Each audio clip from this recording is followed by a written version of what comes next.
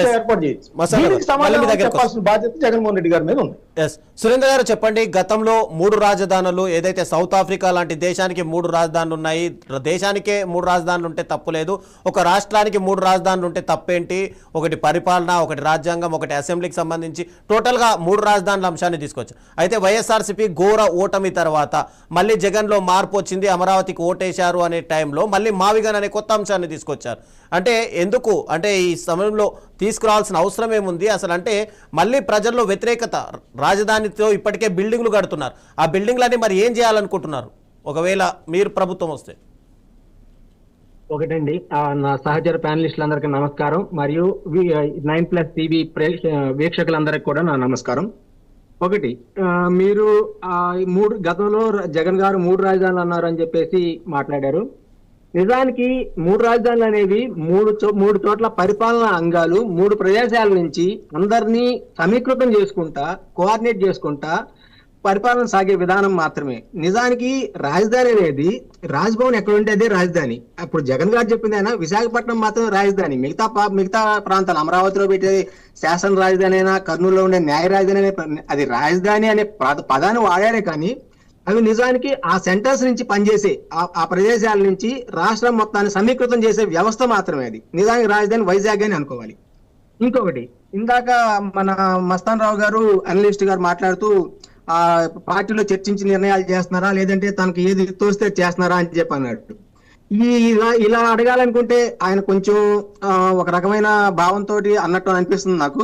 గతంలో రాష్ట్ర విభజన సందర్భంలో ఎర్రనాయుడు కమిటీ వేసి ఇంకో కమిటీ వేసి ఎవరితో చర్చించి ఎవరు ఒప్పుకున్నారని చెప్పేసి ఒక్క రోజులో ఇచ్చేసి అసెంబ్లీలో మీరు పెడతారా నన్ను పెడతారా అని చెప్పేసి రాష్ట్రాన్ని నాశనం చేయడానికి తన తెలివితేటలను ఉపయోగించారు. అది దాని గురించి కూడా మాట్లాడితే బాగుంటుందని చెప్పి నా ఉద్దేశం.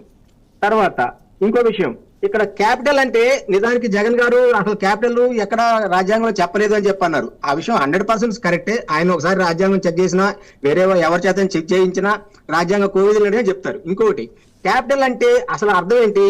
ఒకటి పెట్టుబడి కావచ్చు, అది మూలధనం కావచ్చు, ఒక స్తంభం అగ్రభాగం కావచ్చు, ఒక రాజధాని కావచ్చు, ఇలా రకరకాల అర్థాలు ఉన్నాయి మీరు చూసుకుంటే డిక్షనరీలో క్యాపిటల్ కి. అంటే ఇక్కడ ఏంటి, మామూలుగా అందరూ చంద్రబాబు నాయుడు గారి రాజధాని అంటే పెట్టుబడి, అంటే ఆయన తెలివైన వ్యక్తి కాబట్టి ఏం చేస్తాడంటే రాజధాని పేరుతో వ్యాపారం చేస్తుంటాడు. గతంలో హైదరాబాద్ లో చేశాడు, ఇప్పుడు అమరావతిలో చేస్తున్నాడు అదే పని. ఇది అంతవరకు నా సమాధానం. తర్వాత ఇక మావిగన్ అనే విషయం గురించి మీరు అడిగిన దానికి నేను కొంచెం ఒక సమగ్రమైన విశ్లేషణ అందిస్తామని చెప్పి అనుకుంటున్నాను, వివరణ ఇద్దామని అనుకుంటున్నాను. దాన్ని కొంచెం ఎవరిని డిస్టర్బ్ చేయకుండా చూడండి. ఒకటి, ఇది ఇప్పుడు ప్రస్తుతం ఆంధ్రప్రదేశ్ లో అత్యంత అపార్థం చేసుకుంటున్నా గానీ ఆర్థికంగా అత్యంత సమంజసమైనటువంటిది ఈ రాజధాని మావిగన్ అనేది. ఎలా అంటే ఇప్పుడు యాక్చువల్ గా ఈ నవనగరాలు అని చెప్పి చంద్రబాబు గారు ఒక కాన్సెప్ట్ పెట్టారు. నవనగరాలు కాదు కదా, 9 బిల్డింగ్లు కట్టడానికి ఎన్ని సంవత్సరాలు తీసుకుంటున్నాడో ఇప్పుడు మనకు అర్థమవుతుంది. రెండోది, అమరావతి అనేది ఎవరికి అందుబాటులో ఉన్నట్టు అనిపించట్లేదు. అక్కడ ఇప్పుడు ఎవరైతే ఎంప్లాయీస్, ఐఏఎస్ ఆఫీసర్స్, మినిస్టర్స్, వాళ్ళ స్టాఫ్ వీళ్ళ కోసం కట్టే క్వార్టర్స్ కాకుండా ఒక సామాన్యుడు ఎన్ని గజాల స్థలం కొనగలడు అనేది ఒక్కసారి ఆలోచించండి. ఇదంతా కేవలం ఏదో యుఎస్ లోనో యూకే లోనో లేదంటే ఫారిన్ లోనో ఎక్కడైనా సంపాదించిన వాళ్ళు వాళ్ళకి వచ్చేసి వాళ్ళకి కావాల్సిన ఫామ్ హౌస్లు కడగడానికో, లేదంటే గతంలో పవన్ కళ్యాణ్ గారు వివరించినట్టు ఇది ఒక కులము లేదంటే ఒక జాతికి సంబంధించినటువంటి గేటెడ్ కమ్యూనిటీ గాను అలాగా రాబోయే రోజుల్లో పరిడి వెళ్లే అవకాశాలు మాత్రమే ఉన్నాయి తప్ప ఒక సామాన్యుడు ఒక వ్యాపారవేత్తలు మామూలుగా వ్యాపారం చేయాలన్నా అవట్లేదు అక్కడ. ఇంకా ఏది అయ్యేటట్టు కనపట్ల. అందుకోసం అని చెప్పేసి ఇది ఒక అత్యతమైన సింబాలిక్ బిల్డింగ్స్ కట్టుకుంటా ఉండే ఒక నగరం నుంచి జగన్ గారు చెప్పింది ఈ మావిగన్ అనే కాన్సెప్ట్ పరస్పర అనుసంధానితంగా ఆర్థికాభివృద్ధి వైపు తీసుకెళ్లి ఒక కొత్త దృక్పథం. దాని గురించి అంటే ఏంటిది, కంప్లీట్ గా ఇది urban economics, infrastructure efficiency, fiscal sustainability and development theory, అంటే పట్టణ ఆర్థిక శాస్త్రం నుంచి మౌలిక సదుపాయాల సామర్థ్యం నుంచి ఆర్థిక స్థిరత్వం అభివృద్ధి సిద్ధాంతం కోణంలో ఇది మావిగన్ అనే కాన్సెప్ట్ మేము 100% కాదు 1000% అనేది అప్రైటెడ్ అని చెప్పేసి నేను మీకు చెప్పదలుచుకున్నాను. ఆ తర్వాత ఇప్పుడు ఏం జరిగింది, ఇక్కడ విభజన నుంచి సమగ్ర అభివృద్ధి వైపు తీసుకెళ్తున్నాం. అమరావతి వర్సెస్ ప్రత్యామ్నాయాలను చూసినప్పుడు ఏమైంది, అక్కడ గతంలో అన్ని తీసుకెళ్లేసి ఒకే నగరంలో పెట్టారు. హైదరాబాద్ కానీ బెంగళూరు కానీ అంటే ఇవన్నీ ఒక ప్లాంట్ గా కట్టి డెవలప్ చేసినవి కాదు. అవేంటంటే అప్పట్లో వాటి జరిగిన ఎప్పుడో గతంలో కొన్ని వందల సంవత్సరాల క్రితం ఒక పునాది పడి ఆ పునాది అనేది విస్తరిస్తా వలసలు పెరిగి వ్యవసాయ అభివృద్ధి పెరిగి తర్వాత రకరకాల పారిశ్రామికరణ సమీకరణలు జరిగి తర్వాత ఇప్పుడు ఉండే ప్రజెంట్ ఐటీ విప్లవం కానీ బీటీ విప్లవం కానీ ఇలా ఎన్నో విప్లవాలన్నింటినీ వాటిలోకి సమీకృతం చేసుకుంటా ఎదిగినాయి. అంతేగాని ఇక్కడ ఒక గ్రీన్ ఫీల్డ్ క్యాపిటల్ అనేది ఒకసారి కట్టడం అనేది ఎంత మాత్రం కూడా ఒక ఆర్థికంగా వైబులే కాదు, ఏ విధంగా కూడా ఇప్పటి రోజుల్లో ఎట్టి పరిస్థితుల్లో వైబుల్ కాని అంశం అని చెప్పేసి నేను అనుకుంటున్నాను అనమాట.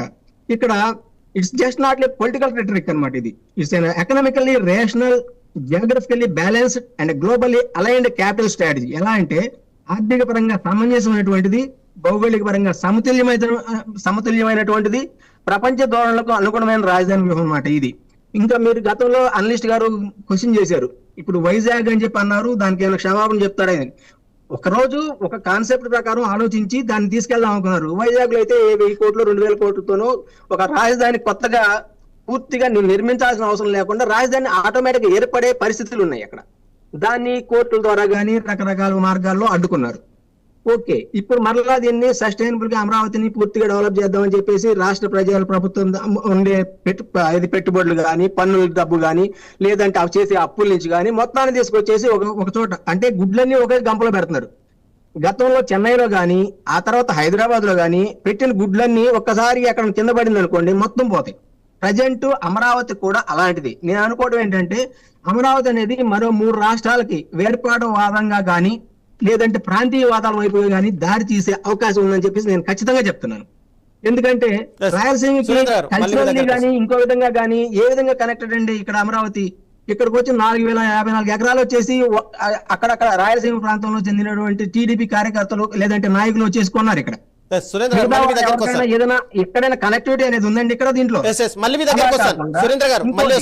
మావిగన్ అనేది మచిలీపట్నం, విజయవాడ, గుంటూరు అని మాత్రమే డెఫినేషనల్ గా తీసుకోవద్దండి.